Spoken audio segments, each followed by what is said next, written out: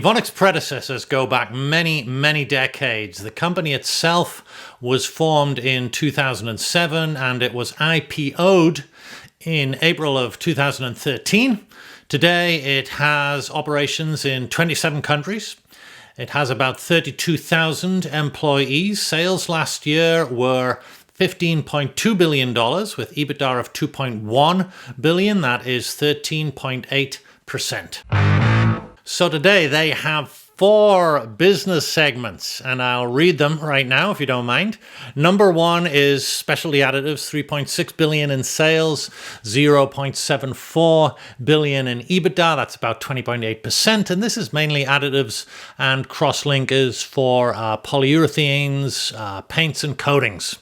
Number 2, Nutrition and Care. This is where most of the surfactants are, I believe, and that's $3.8 billion in sales, $0.6 billion in EBITDA, that's 16%, and this is mainly home and personal care ingredients, it's food ingredients, mainly animal nutrition in there, and as I said, most of the surfactants. Number 3 is Smart Materials, $4.5 billion in sales, $0.6 billion in EBITDA, that's 13.5% EBITDA margin. You've got the silicas, the silanes, peroxides, catalysts, and polymers in that division. And number 4, bit of an odd division, they call it Tech Infrastructure and Other, $3.4 billion in sales, but only $0.12 billion in EBITDA. That's about 2%. So it's mainly a grab bag and some things to be divested and some services and such. So hence, I think the measly EBITDA there.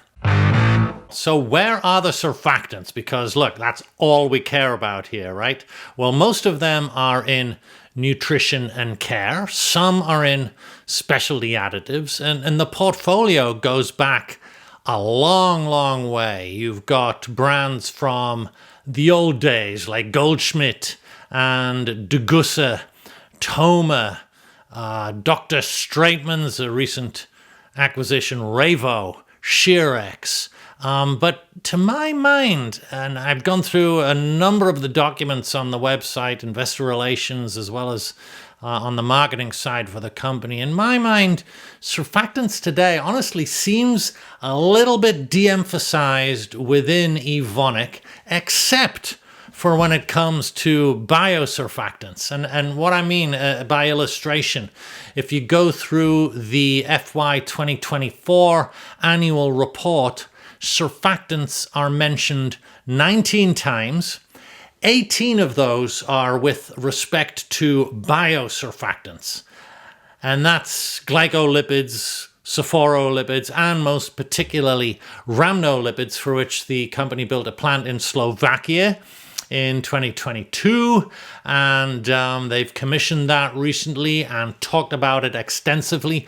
I've written about it in some depth in the blog, particularly in the December 2024 blog, so I encourage you to check that out for additional information. But for sure, biosurfactants are a big deal today within Evonik, but surfactants themselves, the whole range, which is still pretty extensive, seems to be a little bit de-emphasized. Nonetheless, some of the products in the range, now again, forgive me for reading them here. You've got the Ravapol, sulfosuccinates, the Tego, betanes and esters, a whole range of ethoxylates, a lot of them coming from the original Toma, amines, amphoterics, quartz, pegs, and of course a load of silicones. Evonik, very well known for silicones. In 2022 in North America, Evonik sold most of their North American betanes and esters business to Kensing. That's the One Rock, I believe, PE-owned company, and that was out of Evonik's Hopewell, Virginia facility. And there's been a number of other, more broadly speaking, corporate-wide restructuring efforts underway, which they talk about on their website, consolidating those 4 divisions down to 2, the exact composition of which is not 100% clear, but I think that's kind of a streamlining and maybe cost-cutting exercise. So lots going on at Evonik, particularly, I guess, they want you to know, in biosurfactants.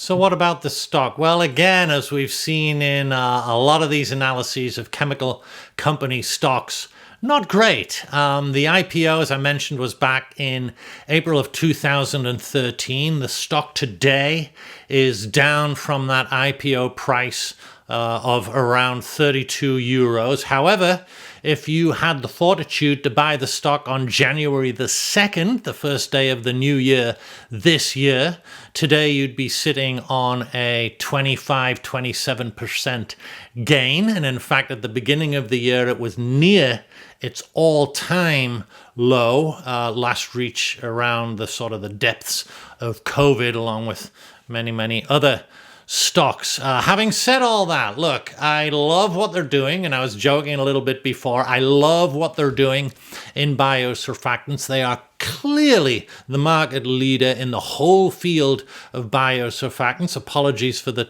20-odd other companies out there pursuing this area. It's early days, but they're clearly the leader in terms of how long they've been in the game, the investment they've made, and the capacity they have in the ground. And so, look, a lot of kudos to them for that. And you know how I know they're the leader? Because they get criticized a lot by other folks in the field, and that's what happens when you're a leader in the field. So let's see. The company overall has had pretty good growth in EBITDA. Actually, FY24 EBITDA is 25% ahead of 23 EBITDA. There's not many chemical companies, especially European chemical companies, that can say that. So let's see. We'll keep an eye on Evonik, and we'll see how they're doing. Thanks again for listening. I hope you found this useful.